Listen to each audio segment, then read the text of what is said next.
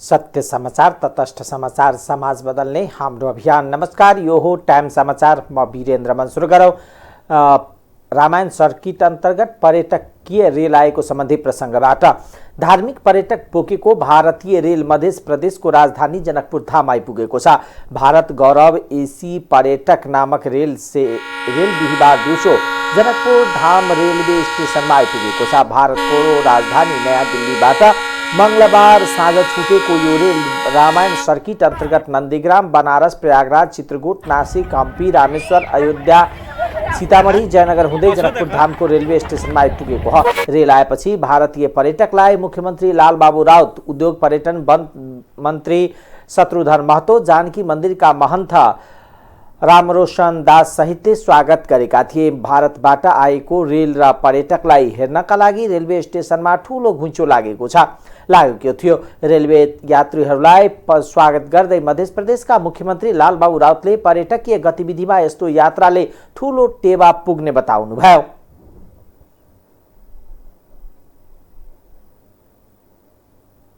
अति नै महत्त्वपूर्ण दिन छ। आज मित्र भारतबाट एउटा ठुलो सङ्ख्यामा 600 जति पर्यटकहरू अहिले आइराख्नु भएछ। यो जुन सदियौँदेखि हामीले सोचेका यो कमसेकम रामायण सर्किटमा यो जनकपुर लगायतका यो भारतका केही भूभागलाई जोड्ने गरी र दुवै देशका पर्यटकका जुन सम्भावना छ यसलाई वृद्धि गर्नको लागि यो अति नै हाम्रो लागि महत्त्वपूर्ण दिन छ र प्रदेश सरकारले एकदम उत्साहका साथ यो उहाँहरूको भिजिटलाई हाम्रा मित्रराष्ट्रबाट आउनुभएका हाम्रा यहाँका माता जानकीको पवित्र स्थल भिजिट गर्नको लागि जुन उहाँहरूले आज आइराख्नु भएछ, उहाँहरूले पक्कै पनि हाम्रो दुवै मुलुकको जुन एउटा सम्बन्ध छ त्यो बढ्छ र यो पर्यटकीय जुन सम्भावना छ यो ठाउँ यो प्रदेशको यो पर्यटकीय सम्भावनामा पनि वृद्धि हुन्छ। हामी त्यो विश्वास लिएका छौँ। यसलाई निरन्तरता कसरी दिन सकिन्छ? अब यसलाई हामी चाहिँ अब सम्बन्धित निकायमा हामी यसलाई सम्पर्क गर्छौँ र यसलाई चाहिँ हामी निरन्तरता दिनुपर्छ। किनभने यो निरन्तरताले नै हामी यो ठाउँको समृद्धिको आधार खडा गर्न सक्छौँ। यो निरन्तरताले नै यहाँका यो ठाउँको चाहिँ हामी प्रचार प्रसार गर्न सक्छौँ।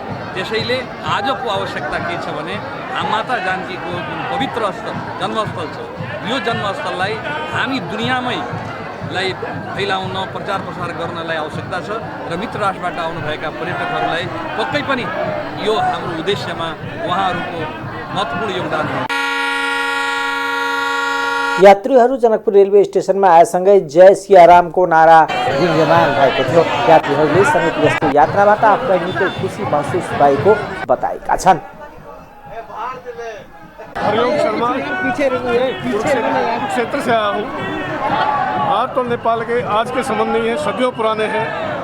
भगवान राम जी से, जानकी जी से लेकर के और इन्हीं पुराने हमारे जो मूल्य हैं उनको पुनर्स्थापित करने के लिए भारत सरकार ने, हमारे आदरणीय प्रधानमंत्री मोदी जी ने इस पहल को शुरू किया है और ये बहुत ही सार्थक पहल रहेगी।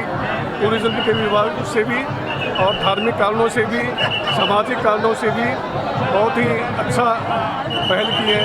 इसके लिए नेपाल सरकार का भी साधुवाद देते हम कि उन्होंने हमारे को हाथों हाथ लिया। हमारे नेपाल के राजदूत वहाँ कल परसों उपस्थित थे और बड़ा अच्छा भव्य कार्यक्रम वहाँ भी रहा। इसका पहले ही हमारी गौरव भारतीय यात्रा है ये और आगे और बहुत संभावना है इसकी। एक शुरुआत है, आगे बहुत दूर तक जाएंगे। क्या पहली बार आए हैं आप? मैं नेपाल में तो कई बार आ चुका हूँ लेकिन इस यात्रा में पहली बार आया हूँ। जनकपुर पहली बार आए? जनकपुर पहली बार आया हूँ। कैसा लगा? अभी देखते ही कैसा रहेगा। नहीं, जनकपुर आके आपका क्या? बड़ा अच्छा लग रहा है। मैं यही महसूस कर रहा हूँ मैं अपने शहर कुरुक्षेत्र में ही हूँ। बहुत अच्छा। जय श्री राम, जय श्री राम, जय श्री राम, जय श्री राम। कैसा लग रहा है जनकपुर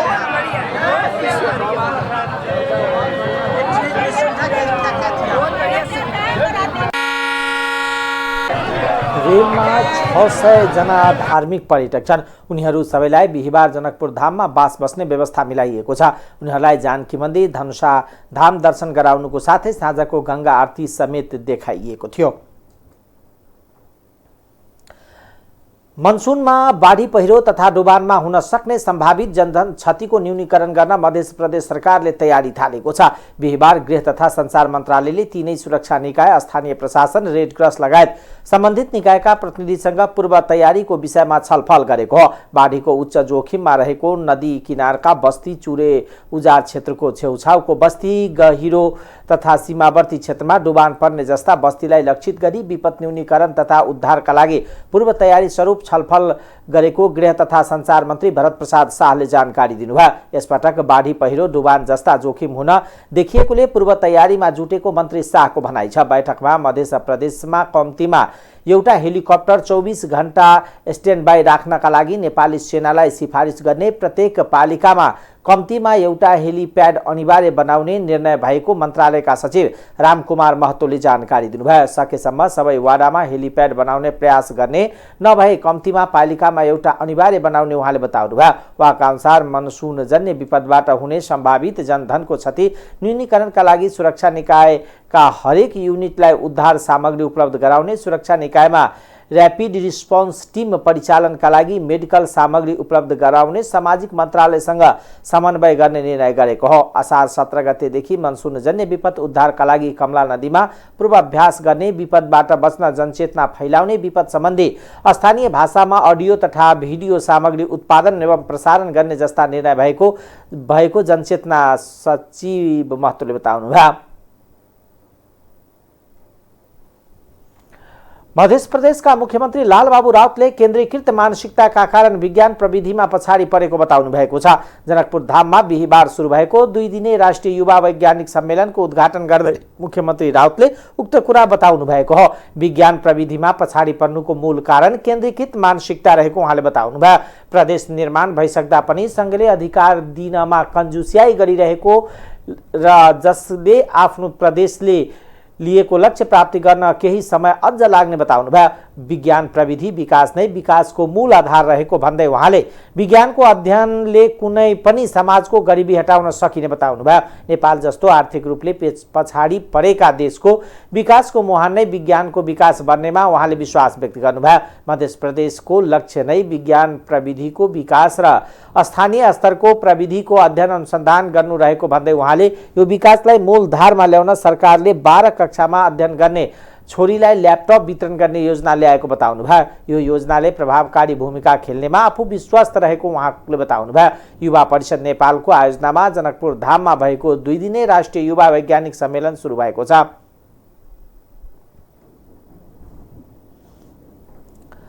सप्तरीमा बस दुर्घटना हुँदा 1 जनाको मृत्यु भएको छ भने 11 जना यात्रु घाइते भएका छन्। पूर्व पश्चिम राजमार्ग अन्तर्गत हनुमाननगर कंकाल्नी नगरपालिका 1 स्थित कंकाल्नी मन्दिर र कोशी ब्यारेजको बीचमा बिहिबार बिहान बस पल्टिएर दुर्घटना भएको प्रहरीले जनाएको छ। दुर्घटनामा नाम र ठेगाना खुल्न नसकेका अन्दाजी 55 वर्षीय महिलाको घटनास्थलमै मृत्यु भएको सप्तरी प्रहरी प्रवक्ता एवं डीएसपी माधव प्रसाद काफ्लेले जानकारी दिनुभयो। बसमा सवार 11 जना घाइते भएका छन्। घाइते मध्ये 6 जनाको भारदा अस्पतालमा र 5 जनाको स्थानीय मेडिकलमा उपचार भइरहेको छ। दुर्घटनापछि बसका चालक फरार भएको र उनको खोजी भइरहेको प्रहरीले जनाएको छ। स्वास्थ्य तथा जनसङ्ख्या मन्त्रालयले 5 देखि 11 वर्षसम्मका बालबालिकालाई कोभिड-19 विरुद्धको खोप दिने भएको छ। स्वास्थ्य तथा जनसङ्ख्या मन्त्री विरोध खतिवडाले फायक पर्ने विद्यालयमा खोप केन्द्र तोकेर 2 चरणमा गरी बालबालिकालाई खोप दिन लागेको बताउनुभयो। पहिलो चरणमा आजदेखि 15 गतेसम्म 27 जिल्लामा खोपको पहिलो मात्रा र दोस्रो मात्रा साउन 2 गतेदेखि 8 गतेसम्म दिनेछ। त्यस्तै बाँकी रहेका 50 जिल्लामा भदौ 5 देखि 11 गतेसम्म पहिलो मात्रा र भदौ 27 देखि असोज 1 गतेसम्म दोस्रो मात्रा खोप अभियान सञ्चालन हुनेछ। पहिलो चरणमा बागमती प्रदेशका काठमाडौँ, ललितपुर, भक्तपुर, काभ्रे, चितवन, सिन्धुली र मकवानपुरमा खोप अभियान चल्नेछ। त्यस्तै प्रदेश 1 का झापा, मोरङ, इलाम, सुनसरी, मध्य प्रदेशका सप्तरी, सिराहा, धनुषा, महोत्तरी, पर्सा, गण्डकी, प्रदेशका कास्की, नवलपरासी, पूर्वका बालबालिकालाई खोप लगाइनेछ। यसैबीच खोप लगाएका बालबालिकामा केही स्वास्थ्य समस्या देखिन सक्ने भएकोले नआत्तिन स्वास्थ्य सेवा विभागले आग्रह गरेको छ। खोप लगाएपछि टाउको दुख्ने, वाकवाक्की लाग्ने, वान्ता हुने, सुई लगाएको ठाउँ रातो हुने, शरीर चिलाउने, बिमिरा तथा डाब आउने जस्ता समस्या देखिन सक्ने विभागले जनाएको छ। त्यस्तै समस्या देखिए नआत्तिन र समस्या जटिल बन्दै गए अस्पताल जान विभागको आग्रह छ। प्रधानमन्त्री शेरबहादुर देउवाले नेपाल प्रज्ञा प्रतिष्ठानको आर्थिक कठिनाइलाई मध्यनजर गर्दै सरकारले सहयोग गर्ने बताउनु भएको छ। बिहिबार नेपाल प्रज्ञा प्रतिष्ठानको 65औं वार्षिकोत्सव तथा राष्ट्रिय कविता महोत्सव 2079 को उद्घाटन समारोहलाई सम्बोधन गर्दै प्रधानमन्त्री देउवाले प्रज्ञा प्रतिष्ठानको आर्थिक कठिनाइलाई समाधान गर्न सरकारले सहयोग गर्ने बताउनु भएको हो। प्रधानमन्त्री देउवाले यसका लागि आवश्यक सल्लाह गरेर सहयोग गर्ने विश्वास दिलाउनु भयो। उहाँले मुलुकको भाषा, साहित्य र संस्कृति प्रवर्धनको क्षेत्रमा प्रतिष्ठानलाई अगाडि बढाउने नयाँ सोच र कार्यक्रमलाई कार्यान्वयन गर्न सरकारको तर्फबाट आवश्यक सहयोग उपलब्ध हुने प्रतिबद्धता व्यक्त गर्नुभयो। नेपाली भाषा, साहित्य र संस्कृतिको संरक्षण र प्रवर्धनमा प्रज्ञा प्रतिष्ठानले खेलेको भूमिकाको प्रशंसा गर्नुभयो। काम गर्ने मुलुकको एकमात्र छात्र संस्थाको रूपमा रहेको थियो। कालान्तरमा विधागत क्षेत्रमा विशिष्ट काम गर्ने हेतुले अन्य प्रतिष्ठानको संस्था स्थापना भए पश्चात हालका वर्षहरूमा मूलतः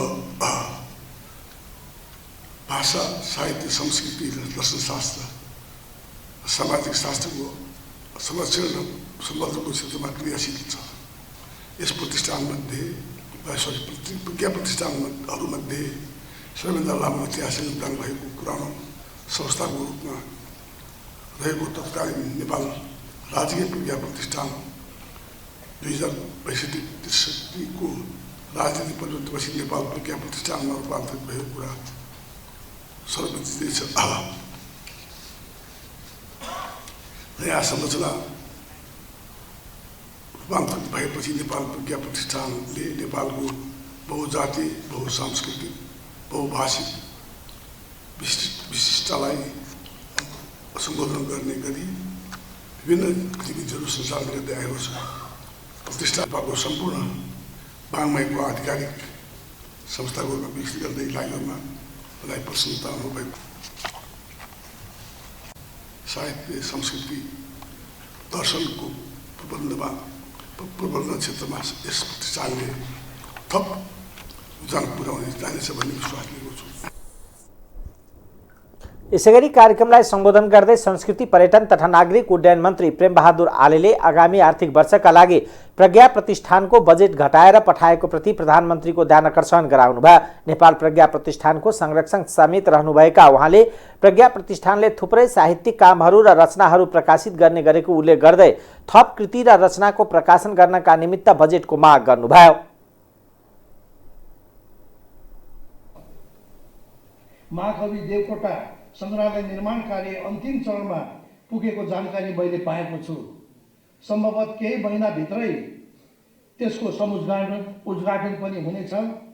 1,50,000 शब्दको प्रज्ञा नेपाली वृहत शब्दकोश, 5,000 भन्दा बढी लेखक तथा साहित्यकारहरूको परिचय समेटिएको लेखक साहित्यकार परिचय कोश, नेपाल भित्रका सम्पूर्ण सांस्कृतिक शब्दहरूको अर्थ र प्रयोग सन्दर्भ समेत समेटिएको सनातन संस्कृति कोश, नेपाली भूमिमा प्रवर्तन भएका 50 भन्दा बढी दर्शनहरू समेटिएको नेपाली दर्शन, सम्पूर्ण नेपाली लोक जीवनलाई समेटेर तयार गरिएको लोकवार्ता कोश जस्ता ऐतिहासिक महत्त्व राख्ने वृहत ग्रन्थहरू यसै आर्थिक वर्षमा प्रकाशन हुने कुराले मलाई थप हर्षित बनाएको छ। मन्त्री आलेले नेपाल प्रज्ञा प्रतिष्ठानले नेपाली कला, साहित्य र संस्कृतिको क्षेत्रमा गरेको कामहरूको प्रशंसा गर्नुभयो। नेकपा एकीकृत समाजवादीले मन्त्री फेर्ने निर्णय कार्यान्वयन हुने दाबी गरेको छ। बिहिबार बैठक काठमाडौँमा बसेको सचिवालय बैठकपछि प्रवक्ता जगन्नाथ खतिवड़ाले मन्त्री फेर्ने निर्णय कार्यान्वयन केही घण्टामै हुने दाबी गर्नुभयो। उहाँले केही दिन नभई केही घण्टाकै अन्तरमा मन्त्री हेरफेरमा लागेको बताउनुभयो। प्रवक्ता खतिवड़ाले पार्टी निर्णय नै अन्तिम निर्णय हुने भएकोले नेकपा यसबाट सरकारमा सहभागी मन्त्री हेरफेर हुन लागेको जिकिर गर्नुभयो। लाग्दैछ त्यो पोलिट ब्युरो बैठकका लागि हाम्रा आफ्ना प्रस्तावहरू तयार गर्नुपर्ने, कार्ययोजनाहरू यसबाट पारित गर्नका निम्ति छलफल गर्नुपर्ने कतिपय व्यवस्थापकीय कार्यहरू गर्नुपर्ने भएको हुनाले भोलिको पोलिट ब्युरोको बैठक, 11 गते हुने केन्द्रीय कमिटीको बैठक र 13 र 14 गते हुने केन्द्रीय परिषदको बैठकका लागि एजेन्डाहरू तयार गर्न हामी बसेका छौँ। केही गाइडलाइन दिएको छ। अब कार्यालयको बैठक बसे पश्चात केही समय पछाडि कार्यालयको व्यवस्थापनको बैठक बसेर हामी सबै एजेन्डाहरू व्यवस्थित गर्नेछौँ। यसै गरी हिजो र आज दुवै दिन हामीले सरकार, गठबन्धन, भोलिको चुनाव सबै विषयमा हाम्रा आगामी कार्ययोजनाहरूको बारेमा छलफल गरेका छौँ। हामीसँग मुख्यतः 4वटा विषयहरू यसमा प्रधान भएर आउनेछन्। पहिलो कुरा गएको स्थानीय तहको निर्वाचनको समीक्षा, त्यसबाट सिक्नुपर्ने पाठहरू, यो विषय महत्त्वपूर्ण कुरा रहेको छ। भविष्यका दिनमा आगामी निर्वाचनमा हामीले खेल्नुपर्ने भूमिका, हाम्रो सहभागिता अथवा हाम्रो त्यहाँभित्रको नेतृत्वदायी भूमिका के कस्तो हुन्छ भन्ने विषयको धेरथोर आकलन गर्ने कुरामा हाम्रो अर्को कुरा केन्द्रित रहेको छ। भर्खरै 1 वर्ष लगभग भएर मात्रै दर्ता भए पश्चात 1 वर्ष मात्रै बितेको पार्टी उसले आफ्नो शक्तिलाई कति सुदृढ गर्न सक्यो भन्ने विषयमा हामीले बृहत छलफल गर्दैछौँ। कति गर्यो भन्ने एउटा कुरा हो, तर एकदमै चाँडै अब दिनहरूमा होइन घन्टाहरूमा मन्त्रीहरूको हेरफेर गर्ने दिशातिर लागिरहेको छ। र मूल्याङ्कन होला, तर अहिले हामीले हाम्रो जेन्टलमेन एग्रिमेन्ट, हाम्रो भद्र सहमति के थियो भने एकपटक हुने मन्त्रीले कम्तीमा 6 महिना बसेर आफ्नो काम देखाउनुहोस्, तलमाथि अलिकता हुन सक्छ, त्यस पछाडि परिवर्तन गर्नुपर्छ भन्ने जेन्टलमेन एग्रिमेन्ट पहिले नै थियो। अहिले 8-9 महिना बित्न आँट्यो। यसैले विदा गर्नुपर्ने परिस्थिति आइलाग्यो। उहाँहरूलाई विदा गरेका छौँ। यसले गर्दा विद्रोहको यहाँ कुनै गुन्जाइस छैन, कसैले गर्छु भने पनि छैन। विद्रोह गर्छु भनेर कतिपयले गतिविधि गरेको हामीलाई अनुमान पनि छैन। खतिवड़ाले मन्त्रीहरूले पार्टी निर्णय मान्नका लागि कुनै एक व्यक्तिको शर्तले असर नपर्ने बताउनुभयो। बैठकमा शुक्रबारबाट सुरु हुने पोलिट ब्युरो बैठक, 11 गते केन्द्रीय कमिटी र 13 र 14 केन्द्रीय परिषदको बैठकको विषयमा छलफल भएको थियो। प्रतिनिधि सभाको बैठकमा सांसद शेरबहादुर तामाङले गाजा खेतीलाई नियमित तथा व्यवस्थापन गर्न बनेको विधेयक तत्काल छलफलमा ल्याउन माग गर्नुभएको छ। उहाँले विक्रम सम्वत 2076 फागुन 10 गते नै उक्त विधेयक सदनमा दर्ता गराउनु भएको थियो। प्रतिनिधि सभाको बैठकमा विशेष समयमा उहाँले दर्ता विधेयकको कपी 4 दिनभित्र सांसदलाई दिनुपर्ने कानुनी व्यवस्था भए पनि कार्यान्वयन हुन नसकेको भन्दै सभामुखको ध्यानकर्षण गराउनुभयो। विधेयक दर्ता भएको 2 वर्ष 5 महिना 16 दिन बितिसकेको उल्लेख गर्दै उहाँले छलफलमा नल्याएर जनप्रतिनिधिको अधिकार हनन गरिएको बताउनुभयो। उहाँले गाजा औषधिजन्य वनस्पति भएको प्रमाणित भइसकेको र HIV, क्यान्सर लगायतका धेरै रोगको पीडा कम गर्ने औषधि हुन सक्ने भएकोले गाजा खेतीलाई वैधानिक बनाउनेतर्फ अघि बढ्न आग्रह गर्नुभयो। उहाँले सांसदले उठाएका र समितिले दिएको निर्देशन 8% भन्दा बढी कार्यान्वयन नदेखिएको भन्दै सांसदले उठाएको विषय संसदले कति कार्यान्वयन गर्यो भने प्रश्न गर्नुभयो। सांसद तामाङले मुलुकको रोजगारीको सृजना हुन नसकिरहेको अवस्थामा नेपाली युवा आकाशबाट जाने र वाकसमा आउने दर्दनाक अवस्था रहेको दुखेसो पोख्नुभयो। यस अवस्थामा उक्त विधेयक पारित भए युवाले रोजगारी पाउने विश्वास व्यक्त गर्नुभयो। विशेष समयमा सांसद डाक्टर डीला संग्रौला पन्तले विराटनगर विमानस्थलको काम तुरुन्त सुरु हुनुपर्नेमा जोड दिनुभयो। उहाँले सडक सङ्घर्ष गरिरहेका नागरिकको माग सम्बोधन गर्न र विपद व्यवस्थापनमा लाग्न आग्रह गर्नुभयो। सांसद शक्ति बहादुर बस्नेतले मौलिक हक कार्यान्वयनका लागि केही कानुन नबनेको र बनेका पनि राम्ररी कार्यान्वयन हुन नसकेको गुनासो पोख्नुभयो। सांसद गजेन्द्र बहादुर महतले ओह्रालो लागेको शेयर बजारको विषयमा गम्भीर हुन आग्रह गर्नुभयो। सांसद सूर्य प्रसाद पाठकले सशस्त्र प्रहरीमा बढुवा सरुवामा भएको नातावादका विषयमा सरकारको ध्यानकर्षण गराउनुभयो। उहाँले सर्वोच्चको फैसला विपरीत प्रहरी नियमावलीहरू संशोधनको प्रयास भइरहेको भन्दै त्यसतर्फ ध्यान दिन आग्रह गर्नुभयो। सांसद गंगा चौधरीले जताततै भ्रष्टाचार बिचौलिया कमिसन देख्दा समाज कतातिर जाँदैछ भनेर प्रश्न उठाउनुभयो। विशेष समयमा सरला कुमारी यादव, प्रमोद कुमार यादव, नवराज सिलवाल लगायतले धारणा राख्नु भएको थियो। नेपालको न्यायालय कस्तो छ भन्ने कुरा प्रष्टै जनताले आफ्नै दुःखका साथ भन्नुपर्छ, यो देशमा सरकारी निकायमा रहनेहरू प्राय जसो सबै सरकारको राज्यको कोषबाट तलब भत्ता बुझ्नेहरू सेटिङमा रातो दिन पैसा कमाउन लागेका छन्। देश डुबिरहेको छ, मुद्रा सञ्चिति झन सङ्कटमा पुगेको छ।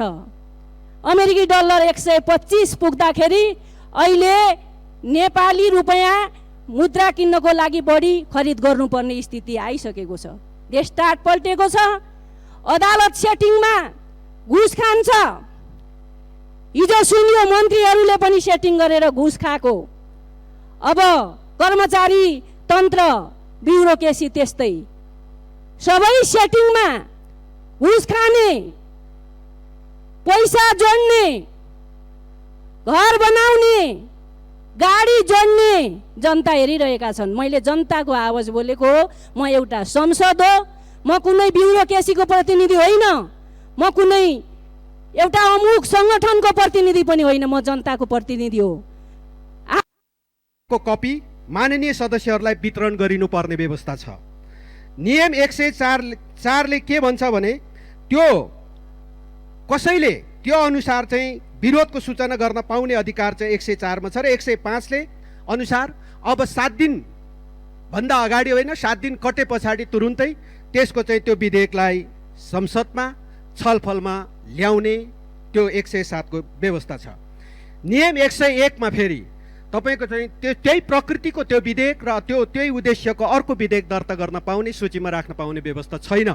त्यसो भएको कारणले यो विधेयक यहाँ दर्ता छ, त्यसले अर्को विधेयक पनि यहाँ दर्ता गर्न पाउँदैन। त्यसैले सभामुख महोदय, यो विचाराधीन रहेको विधेयक अब सूचीमा आउने कि नआउने, यो सँगै विधेयक पारित गर्ने सम्मको व्यवस्था त नियमावलीमा व्यवस्था गरिएकै छ। आज 2079 साल असार 9 गते भइसक्यो। अब त्यसरी हेर्दाखेरि 2 वर्ष 5 महिना 16 दिन बितिसकेछ। अब म यहाँ भन्न चाहन्छु सभामुख महोदय, मेरो हकमा यो नियम कहाँनिर लागू भयो? एक जनप्रतिनिधिको सार्वभौम अधिकार हनन भयो कि भएन म प्रश्न गर्न चाहन्छु। म कहाँ भन्न जाउँ सभामुख महोदय? एक जनप्रतिनिधिको जनताको आवाज त सुनवाई हुँदैन भने शोषित पीडित निरीह नेपाली जनताको आवाज कसले सुन्छ सभामुख महोदय? नेपाली जनता पीडामा छन्, अभाव छ, उत्पादन छैन, राष्ट्रमा रोजगारीका अवसर सिर्जना हुन सकेका छैनन्। त्यसैले त लाखौं नेपाली दिदीबहिनी दाजुभाइहरू वैदेशिक रोजगारीमा जान बाध्य छन्। आकाशबाट जाने, बाकसमा प्याक भएर आउने दर्दनाक कहानी हाम्रो सामु छ। 45 डिग्रीको तातोमा काम गर्न बाध्य छन्। देशको ठुलो क्रियाशील श्रम शक्ति अरूको देशको समृद्धिको लागि काम गर्छन्।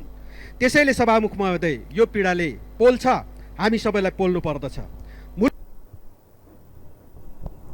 बैठकमा प्रेम सुवालले नेपाल मजदुर किसान पार्टीका अध्यक्ष नारायण मान विपक्षका जीवनसँगै नै शोभा प्रधानको निधनप्रति शोक वक्तव्य प्रस्तुत गर्नुभएको थियो। तर केही नेपाल ऐन संशोधन मार्फत मौलिक हकको कार्यान्वयन सम्बन्धी सम्पूर्ण व्यवस्थालाई एकमुष्ट रूपमा गरिएको संशोधनले औपचारिकता त पूरा गर्यो, नागरिकको संवैधानिक हकको र मौलिक हकको कार्यान्वयनमा केही गम्भीर अप्ठ्याराहरू, अलमल र झन्झटहरू अहिले पनि सिर्जना भइराखेका छन्। केही त कानुन बनेका छैनन् स्पष्ट रूपमा, केही बनेका कानुनहरू पनि कार्यान्वयन हुने स्थिति अहिलेसम्म बनिराखेको र सुरक्षाको व्यवस्थाको कुरा छ। चौथो परम्परागत पेसा सिप, ज्ञान सिप, व्यवसायको संरक्षण र विकाससँग सम्बन्धित कुरा छ। 5 मा भूमिको हक सम्बन्धी विषय छ। 6 मा आवासको हकसँग सम्बन्धित विषयहरू छन्। यी विषयहरूको कार्यान्वयन गर्ने स्पष्ट कानुनको अभावमा सबै यो विषयहरूको कार्यान्वयन कानुन व्यवस्था बमोजिम हुनेछ भनेर संविधानमा उल्लेख गरिएको छ। तर यस सम्बन्धमा तत्सम्बन्धमा स्पष्ट कानुनी व्यवस्थाको अभावमा आज लक्षित वर्ग समुदायले संवैधानिक हकको उपभोग गर्न नपाइराखेको स्थिति छ। त्यसकारण राष्ट्रिय सभाका सांसदहरूले नागरिक सुरक्षाप्रति संवेदनशील भएर योजना बनाउनु पर्ने बताउनु भएको छ। राष्ट्रिय सभाको बैठकमा विनियोजन विधेयक 2079 अन्तर्गत 7 मन्त्रालयको विविध शीर्षकमाथि छलफलमा उहाँले महिला हिंसाको अन्त्य गर्न माग गर्नुभयो। सांसदहरूले सबै नागरिकलाई सुरक्षाको प्रत्याभूति गराउनु पर्नेमा जोड दिनुभयो। बैठकमा सांसद महेश कुमार महराले राज्यले नागरिकको सुरक्षामा ध्यान दिनुपर्ने बताउनुभयो। नेपाल टेलिकमको सेवाको गुणस्तरीय बढाउनु पर्नेमा उहाँको जोड छ। सांसद गंगा कुमारी बेलबासेले देशभर महिला हिंसाका घटना भइरहेकोले जनचेतनामूलक कार्यक्रम सञ्चालन गर्न माग गर्नुभयो। उहाँले 10 देखि 18 वर्ष उमेर समूहका बालबालिकाका लागि सामाजिक सुरक्षा सम्बन्धी तालिम दिनुपर्ने बताउनुभयो। उहाँले कैदीबन्दीको घनत्व घटाउनु पर्ने, कारागारलाई सुधार केन्द्रका रूपमा विकास गर्नुपर्नेमा जोड दिनुभयो। सांसद सुमित्रा बिसीले राजधानी लगायत शहरी क्षेत्रमा नागरिकले विद्युतको समस्याका कारण वर्षै पछि इन्डक्सन चुल्हो फेर्नुपर्ने अवस्था रहेको बताउनुभयो। लिफ्ट सिँचाइमा सरकारले 1 देखि 5 लाख टुक्रे बजेट छुट्याउने गरेको पनि त्यो पर्याप्त नभएको बताउनुभयो। बैठकमा विनियोजन विधेयक 2079 अन्तर्गत भूमि व्यवस्था, सहकारी तथा गरिबी निवारण, अर्थ, संघीय मामिला तथा सामान्य प्रसारण, ऊर्जा, जलस्रोत तथा सिंचाई, संचार तथा सूचना प्रविधि, गृह रक्षा मन्त्रालय तथा राष्ट्रिय योजना आयोग, प्रधानमन्त्री तथा मन्त्री परिषदको कार्यालय, राष्ट्रपति एवं उपराष्ट्रपतिको कार्यालय विभिन्न शीर्षकमा छलफल भएको थियो।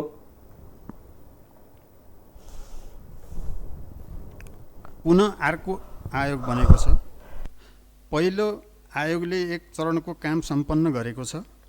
धेरैजसो पालिकाहरूले जमिन र लाभग्राहीको लगत लिने काम पनि सम्पन्न गरेका छन्। धेरै पालिकाहरूमा टोकन समेत वितरण भइसकेको छ। अब अन्तिम नक्साङ्कनको काम मात्र बाँकी छ। त्यसकारण अब अलमल गर्ने, भाका राख्ने काम किन गर्नु पर्यो? अब सरासर लाल पूर्जा वितरण गर्न केले रोकेको छ? 2 वर्ष केले रोकेको छ र 2 वर्ष भन्नु पर्यो? के अझै बल्झाएर राख्ने र अर्को चुनावको पनि हतियार बनाउने हो कि? मलाई चाहन्छु गत बजेट कार्यान्वयनको जिम्मा लिनुपर्छ कि पर्दैन? कहिले एउटा सरकारले एउटा योजना बनायो, त्यो अर्को सरकार आएपछि भत्काउने बाहेक अहिले अरू काम भएको छैन। त्यसो भए सुखी नेपालीको नेपाली चाहना साकार हुने थियो र त्यसतर्फ चासो देखिएन। यो वर्ष भूमि व्यवस्था, सहकारी तथा गरिबी निवारण मन्त्रालयको बजेट रु 6 अरब 4 करोड विनियोजन भएको पाइन्छ, जस अन्तर्गत केही महत्त्वपूर्ण लक्ष्यहरू सहितको कार्यक्रमहरू उल्लेख भएको पाइन्छ। जस्तै वैज्ञानिक भूमि सुधार आयोजना तर्जुमा गरी कार्यान्वयन गर्ने, प्रदेश र स्थानीय तहमा भू उपयोग योजना तर्जुमा गर्ने, आवश्यक प्राविधिक सहयोगको गराइने, भूमिहीन दलित सुकुम्बासी एवं अव्यवस्थित बसोबासीहरूको व्यवस्थापन गर्ने कार्यलाई राष्ट्रिय भूमि आयोग मार्फत प्राथमिकतामा साथ अघि बढाइने, जग्गाधनी प्रमाणपत्र वितरण र कार्यलाई निरन्तर दिई थप 300 स्थानीय तहका 5 लाख परिवारलाई जग्गाधनी प्रमाणपत्र वितरण। महोदय, अब म अरू मन्त्रालय छाडेर भूमि व्यवस्था, सहकारी तथा गरिबी निवारण मन्त्रालयसँग मात्र सम्बन्धित भई 1-2 कुरा राख्न चाहन्छु। भूमि व्यवस्था तथा गरिबी निवारण मन्त्रालयका लागि बजेटमा 7 अर्ब 4 करोड रकम छुट्याइएको छ। वैज्ञानिक भूमि सुधार योजना तर्जुमा गरी कार्यान्वयन गर्ने, राज्य सुविधा परिचय पत्र वितरण गर्ने, जग्गाको नाप नक्सा गर्ने, कृषिमा आधारित उत्पादनमूलक उद्योग खोल्ने, सहकारीलाई व्यापक बनाउने लगायतका धेरै कार्यक्रमहरू यो मन्त्रालय अन्तर्गत देखिन्छन्। 300 स्थानीय तहका 5 लाख परिवारलाई जग्गाधनी प्रमाण पूर्जा दिने कार्यक्रम पनि बजेटमा आएको छ। अध्यक्ष महोदय, मलाई लाग्छ गरिबी निवारण गर्नका लागि पर्याप्त मात्रामा रोजगारको अवसर सिर्जना गरिनु पर्दछ। नेपालमा रहेका 28% गरिब जनताको जीवन स्तर नउठाई गरिबी निवारण हुन सक्दैन। गरिबी निवारण मन्त्रालय आफैमा गरिब भयो भने कसरी गरिबी निवारण होला त? मन्त्रालयगत शीर्षकमाथिको छलफलमा उठेका प्रश्नका सम्बन्धमा राष्ट्रिय सभामा यही 12 र 13 गते विषयगत मन्त्रीबाट जवाब दिने अध्यक्ष गणेश प्रसाद तिमल सिन्हाले सदनमा जानकारी गराउनु भएको छ।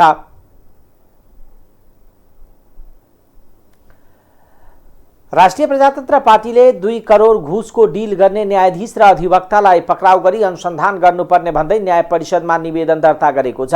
पार्टीको सुशासन विभागका प्रमुख तथा राप्रपा प्रवक्ता ज्ञानेन्द्र शाही नेतृत्वको टोलीले घुसकाण्ड सार्वजनिक भएपछि काठमाडौँ जिल्ला अदालतका न्यायाधीश राजकुमार पोखरेल र अधिवक्ता रुद्र पोखरेललाई पक्राउ गरी थप अनुसन्धान गर्न निवेदन दर्ता गराएको हो। निवेदन दर्तापछि शाहीले तत्काल उनीहरूलाई पक्राउ नगरे थप आन्दोलन गर्ने र सर्वोच्चमा रिट दायर गरिने चेतावनी दिनुभयो।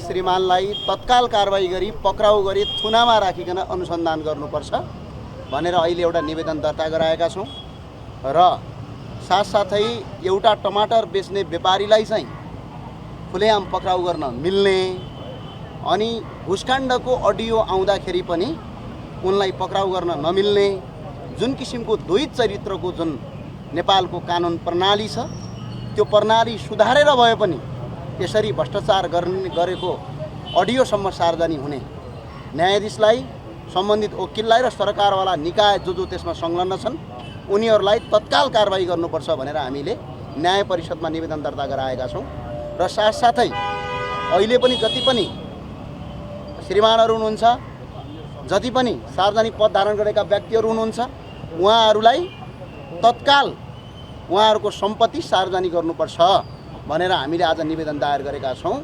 यो निवेदन उप हेलचक्राइ गरियो, यो निवेदन उप लागू यदि गरिएन भने राष्ट्रिय प्रजातन्त्र पार्टी र तमाम युवा साथीहरू, अन्य पार्टी, स्वतन्त्र नागरिक सबैहरू मिलेर यिनका विरुद्धमा आन्दोलन गर्नुपर्नेछ र अझै आवश्यक परेका खण्डमा सम्मानित सर्वोच्च अदालतमा रिट दायर गरी कानुनी दायरामा ल्याएर पक्राउ गरेर मुद्दा चलाउनका लागि हामीले हार्दिक अपिल गरेका छौँ। मुलुकका विधिको शासन कायम गर्न पनि सबैले बराबरको कानुन हुनुपर्ने राप्रपाले जनाएको छ। अब आर्थिक समाचार।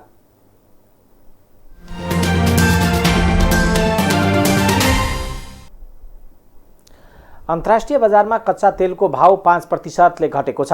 महँगी नियन्त्रण गर्न विश्वभर 5 दर्जन भन्दा बढी केन्द्रीय बैंकहरूले ब्याज दर कसिलो बनाउने क्रम हरेपछि विश्व अर्थतन्त्र मन्दीमा जाने र यसले तेलको माग प्रभावित हुने चिन्ता किसानहरू व्यापारीहरूमा बढेसँगै बुधबार तेल बजार ओह्रालो लागेको छ। उक्त दिन न्युयोर्क मार्कटाइन एक्सचेन्जको कोमेक्स डिभिजनमा अमेरिकी benchmark West Texas intermediate WTI को भाव 5.09%ले घटेर प्रति ब्यारेल $103.92 आएको छ।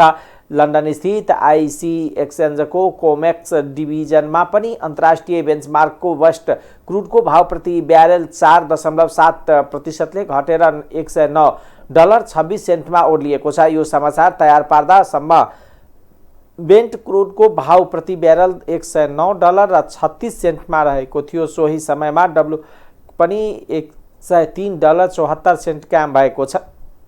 त्यो रुसले युक्रेनमा विश्वभर तेलको माग अनुरूप आपूर्ति नहुने चिन्ता बीच हालै महिनामा कच्चा तेलको भाव कयौं वर्षताकै उच्च स्तरमा उक्लिएको थियो। इन्धनको भावमा भएको वृद्धिसँगै गहुँ लगायत कयौं खाद्यान्नको मूल्य वृद्धि, आपूर्ति श्रृङ्खलामा देखिएको अवरोध लगायतका कारणले गर्दा अहिले विश्वका कयौं देशमा महँगी सन् 1980 को दशकताकै उच्च स्तरमा उक्लिएको छ।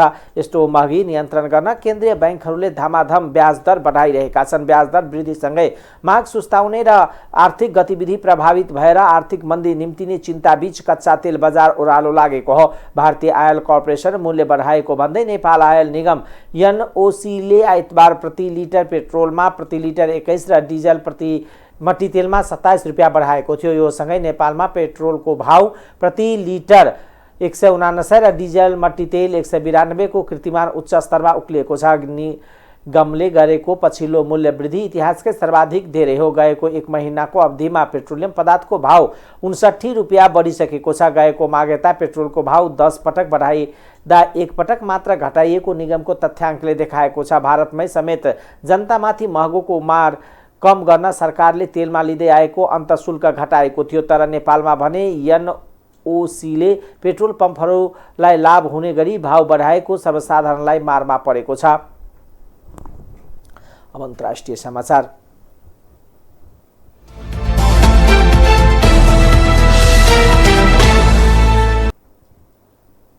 पूर्वी अफगानिस्तानको ग्रामीण तथा पहाडी क्षेत्रमा गएको शक्तिशाली भूकम्पमा कम्तीमा 920 जनाको मृत्यु भएको छ भने 1500 जना घाइते भएका छन्।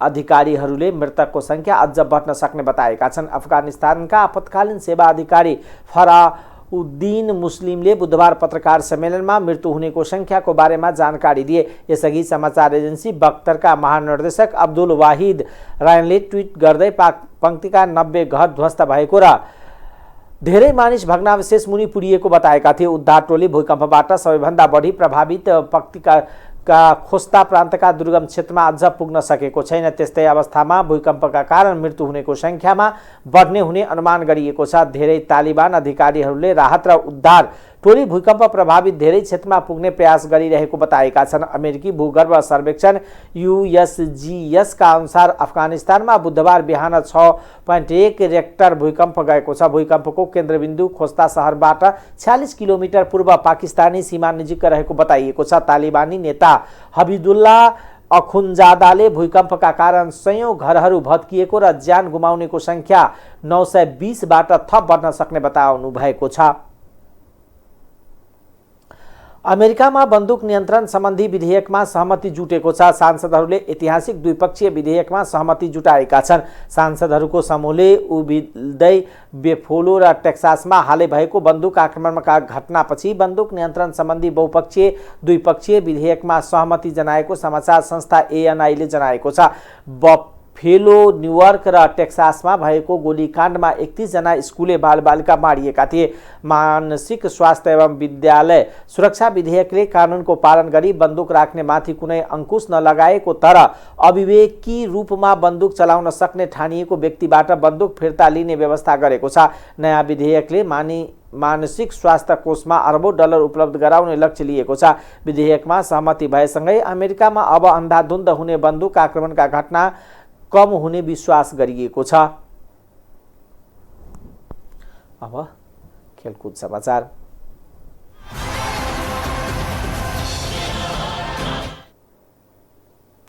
अन्तर्राष्ट्रिय ओलम्पिक डे दिवस 2022 नेपालमा पनि विभिन्न कार्यक्रम गरी मनाइँदैछ। नेपाल ओलम्पिक कमिटी अन्तर्गत स्पोर्ट फर अल कमिसन नेपालले बिहिबार विविध कार्यक्रम आयोजना गर्दै भव्य रूपमा ओलम्पिक दिवस मनाएको हो। कमिसनले लगनखेल स्थित नेपाली सेना खेलकुद तथा शारीरिक तालिम केन्द्रमा दिउँसो विविध कार्यक्रमको आयोजना गरेको छ। नेपाल ओलम्पिक कमिटी NOC ले ओलम्पिक दिवसको अवसरमा NOC अवार्ड 2022 कार्यक्रम गर्ने भएको छ। पहिलो पटक हुन लागेको यस अवार्डमा विभिन्न 9 विधामा अवार्ड प्रदान गरिनेछ, जसमा उत्कृष्ट पुरुष र महिला खेलाडी, उत्कृष्ट पुरुष र महिला प्रशिक्षक तथा उत्कृष्ट राष्ट्रिय खेल संघ गरेर 5 विधामा अवार्ड प्रदान गरिनेछ। त्यस्तै खेलकुद पत्रकारितासँग जोडिएको छापा, मल्टिमिडिया, भिजुअल मिडिया र फोटो पत्रकारितातर्फ पनि अवार्ड प्रदान गरिनेछ। आधुनिक ओलम्पिक स्थापना भएको दिनको अवसर पारेर हरेक वर्ष जुन 23 मा ओलम्पिक दिवस मनाउने गरिन्छ। स्पोर्ट्स फर अल द कमिसनले गत 22 जेठदेखि नेपालमा विभिन्न कार्यक्रम गरी ओलम्पिक दिवस मनाउन सुरु गरेको थियो।